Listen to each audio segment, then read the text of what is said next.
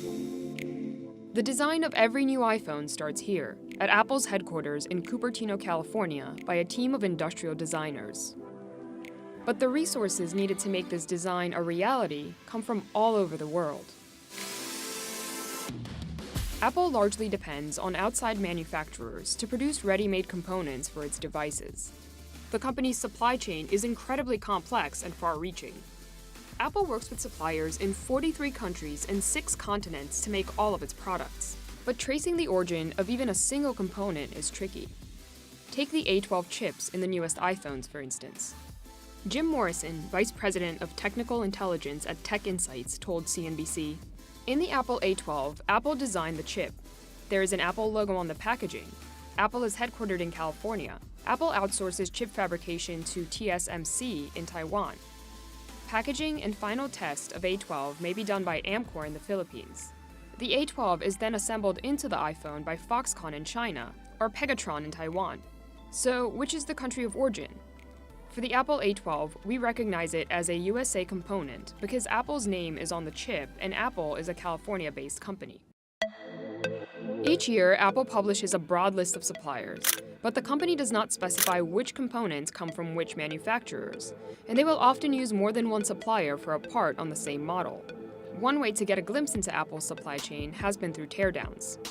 A recent teardown by repair firm iFixit shows that Apple's iPhone XS used SD-RAM memory from Micron.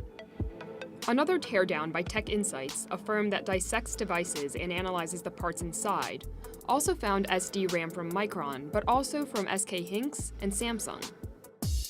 The outside of the phone is protected by Gorilla Glass made at Corning's Kentucky factory. But when you break each component inside of the phone down into its raw materials, an even more vast global production line appears. Modern engineered materials are much more complex than they were in the past. There are something like 80 or 82 elements from the periodic table of elements that materials engineers have at their disposal when designing modern products, like a smartphone. The typical smartphone uses somewhere between 60 and 70 of those 80 or so elements from the periodic table of elements.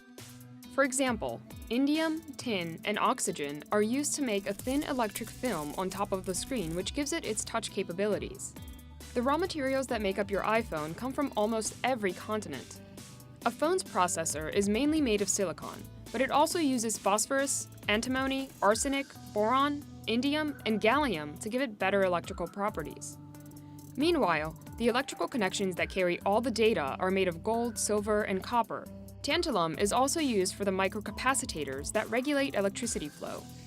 Apple does not disclose exactly where its elements were mined because such information is extremely difficult to track. But data from the US Geological Survey gives us an idea since it tracks yearly element production by country. 4 minerals that Apple does closely track are tin, tungsten, gold, and tantalum, which are known as conflict minerals. The US government has determined that the mining and trade of these minerals has helped to finance armed groups in the Democratic Republic of Congo and surrounding regions, and contributed to a humanitarian crisis. Leonardo DiCaprio taught us about blood diamonds, but there's blood metals that are in our smartphones because they contribute to internal violence in unstable states. In 2010, Congress passed the Dodd-Frank Act, which requires all companies publicly traded in the US to report the source of their conflict minerals. Apple has complied. The company now maps its supply chain for tin, tungsten, gold, tantalum, and cobalt, and requires all of its smelters and refiners to participate in third-party audits to ensure humane extraction of the minerals. Another set of really important minerals needed to make your phone are what are known as rare earth metals. The term rare earths refers to 17 chemically similar elements, and rare earths are quite distinct among themselves within that family, but one of the characteristics that they do all share are these fantastic magnetic and conductive properties. Yttrium, europium, terbium, and gadolinium produce the brilliant colors of a phone's screen. And praseodymium and neodymium are used for the magnets in the speaker and to help your phone vibrate. China is by far the largest producer of rare earth metals. China produces somewhere between 80 and 85% of current global supply of rare earth elements. But mining these elements can be challenging and taxing on the environment. What happens is frequently you have a coincidence of rare earth elements and other radioactive materials. And what this does is it creates, alongside your mining operation, a radioactive waste management problem. Apple has launched a number of programs aimed at reducing its environmental footprint. The company has 2 working robotic phone dissectors named Daisy that are each able to extract 93 kilograms of tungsten, 42 kilograms of tin, 1.8 kilograms of tantalum, and 0.97 kilograms of gold for every 100,000 iPhone devices. Last year, Apple even made a commitment to one day use only recycled materials in its products.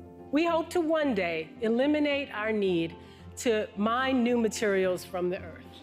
Now, as you can imagine, this is a massive effort. Apple is already making headway. The company now uses 100% recycled tin in the logic boards of its newest iPhones. We really need to learn to see the materiality involved in these technologies, because it's not something that you'll just notice by interacting with this technology. It really takes education and thinking through the very real implications of the decisions we make buying every new device and technology. Apple sold its 2 billionth iOS device this year, and though it's hard to pinpoint exactly where every component of an iPhone comes from, one thing is for certain. It's the result of an incredibly complex supply chain and raw materials that originate from all over the planet.